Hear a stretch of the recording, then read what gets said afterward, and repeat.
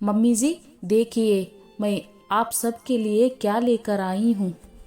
शालिनी ने अपनी सास उमा जी से कहा।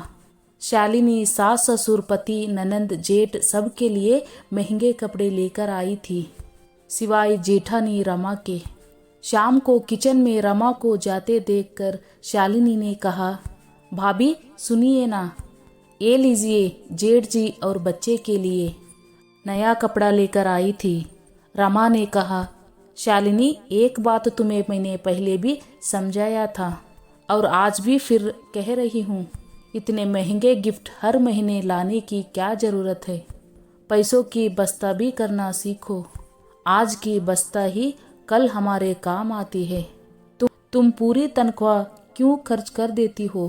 पूरी एक महीने की मेहनत के बाद ये पैसे आते हैं और तुम खर्च में एक पल भी नहीं लगाती। मैं तुम्हें तुम्हारी भलाई के लिए ही कह रही हूँ। इतना सुनते ही शालिनी को गुस्सा आ गया। उसने कहा, भाभी मुझे पता था कि आप अपना लेक्चर जरूर देंगी, इसलिए मैं आपके लिए कुछ नहीं लाई, ना आगे से लेकर आऊंगी। दरअसल आप ये सब मेरी भलाई के लिए नहीं, अपनी जलन में कह रही हो। आपको जलन होती है कि मैं आपसे ज़्यादा कमाती हूँ। आप सब के लिए इतने महंगे गिफ्ट ला ही नहीं सकती, क्योंकि इसके लिए बड़ा दिल चाहिए, जो आपके पास तो बिल्कुल भी नहीं। आप एक मिडिल क्लास कंजूस औरत है।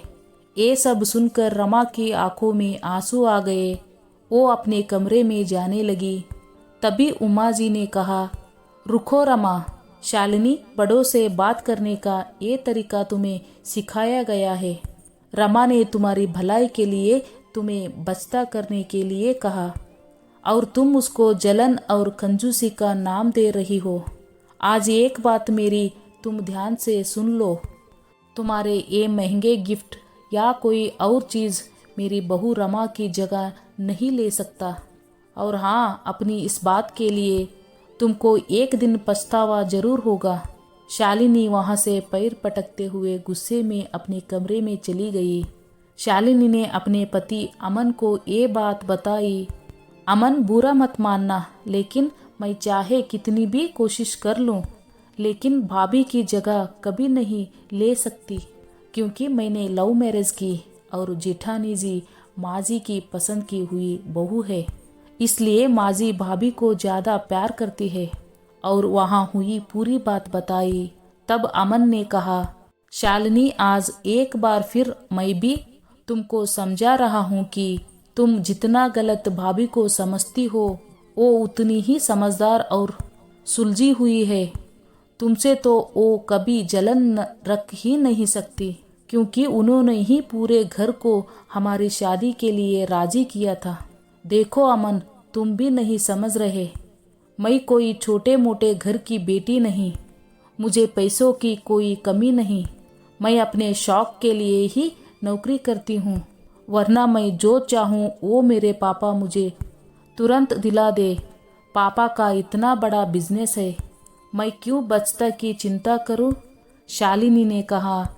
अगले दिन रविवार को शालिनी दोस्तों के साथ घूमने जा रही थी। तभी उसकी नज़र हॉल में बैठी जेठानी पर गई। उसने गुस्से से अपना पर्स उठाया और फ़ोन हॉल के टेबल पर ही भूल गई। रमा ने आवाज़ दे रही थी, लेकिन उमा जी ने रोक लिया। कहा, जाने दो, वैसे भी एक फ़ोन है उसके पास। अभी आवाज़ दोगी तो बेकार में नाराज़गी झेलनी पड़ेगी। रमा ने हाँ कहते हुए जैसे ही फ़ोन रखा, देखा तो शालिनी के फ़ोन पर उसके भाई का फ़ोन आ रहा था। रमा ने फ़ोन उठाकर बोलना चाहा कि तभी उसने बिना आवाज़ सुने रोते हुए बताया कि दीदी जल्दी अस्पताल आ जाओ, पापा को अस्पताल लेकर जा रहे हैं। कहते हुए फ़ोन रख दिया। रमा के साथ पूरा परिवार अस्पताल पहुंचा।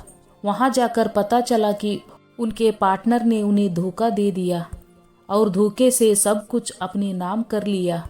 शालिनी का भाई उमेश मुंह पर हाथ रखकर बेंच पर बैठा रो रहा था। तभी रमा ने उसके सिर पर हाथ रखते हुए कहा, उमेश क्या बात है? अपनी बड़ी बहन को नहीं बताओगे? उमेश आश्चर्य से रमा को देखने लगा और सारी बात बताई कि अभी पैसे जमा नहीं किए गए तो डॉक्टर इलाज नहीं करेंगे।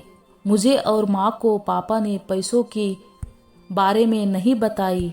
अभी हमारे पास इतने पैसे नहीं और शालिनी दी भी फ़ोन नहीं उठा रही। मुझे लगा वो ही आएगी। रमा ने कहा, लाओ मुझे बिल दो और तुम आंटी के पास जाओ, मैं अभी आती हूँ। और जाकर काउंटर पर पैसे जमा किया। शालिनी ने फ़ोन पर अपने भाई के इतने सारे मिस कॉल देकर परेशान हो गई। तभी उसको उमेश का मैसेज रिसीव हुआ जिसमें उसने लिखा था, दीदी पापा की हार्ट सर्जरी हो रही है, अर्जेंट पैसे चाहिए। और उसने उस मैसेज में पूरी बात लिख के बताई। शालिनी भागती हुई अस्पताल पहुंची। तब तक ऑपरेशन हो चुका था। वहां सिर्फ अमन और उमेश मौजूद थे। शालिनी रोए जा रही थी। तब अमन ने कहा, शालिनी घर चलो, अभी पापा को आईसीयू में रखा है, अब कल सुबह ही मिलना हो पाएगा। शालिनी ने अमन से कहा, अमन मुझे उमेश से 1 मिनट कुछ बात करनी है। हाँ ठीक है, करके आ जाओ, मैं कार में बैठा हूँ। शालिनी ने उमेश से कहा, उमेश तूने पैसों का इंतज़ाम कहाँ से किया? क्या अमन से लिया या मेरे ससुराल वालों से? उनको तूने सारी बातें बता दी क्या? शालिनी मन ही मन सोच रही थी कि अब उसको हमेशा ताने सुनने पड़ेंगे और उनके पास होंगे तो भी ये लोग मदद नहीं करेंगे। सासू माँ ने पहले ही कह दिया था। तब उमेश ने कहा, नहीं दीदी, सिर्फ रमा दी को सारी बात पता है और उन्होंने ही अस्पताल के पैसे दिए बिना किसी को बताए। दीदी वो तो बहुत अच्छी है, डॉक्टर से बात की और बिना किसी शोर के मदद भी की। अगर आज वो ना होती तो ना जाने क्या होता। वो तो माँ को भी अपने साथ घर पर लेकर गई है।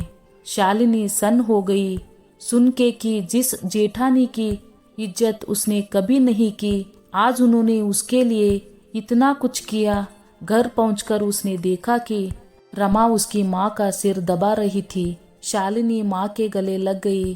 तब रमा ने शालिनी से इशारे में ना रोने की अपील की। शालिनी अपने आंसू को रोकते हुए बोली, माँ मैं चेंज करके आती हूँ। शालिनी ने अमन से कहा, अमन जरा भाभी को कमरे में भेजना। रमा कमरे में आते ही बोली, शालिनी मैंने तुम्हें रोने से इसलिए रोका क्योंकि आंटी जी भी कब से रो रही थी और उनका सिर दर्द होने लगा था। वो घर पर अकेली रहती तो ज़्यादा सोचती, इसलिए यहाँ ले आई कि हम सब के बीच उनको अच्छा लगेगा। तुमको बुरा लगा हो तो। शालिनी ने रमा का हाथ पकड़कर अपना एक हाथ रमा के मुंह पर रख के कहा, भाभी बस इतना शर्मिंदा मत कीजिए मुझे, आप मुझे माफ़ कर दीजिए। मैं आपको पहचान नहीं पाई। आपकी अच्छाई को आपका ढोंग समझ बैठी। आपका एहसान मैं कभी नहीं भूलूंगी। नहीं शालिनी, कोई एहसान नहीं किया मैंने। वो भी तो मेरे माता पिता समान ही है और बहनें कभी एक दूसरे पर एहसान नहीं करती।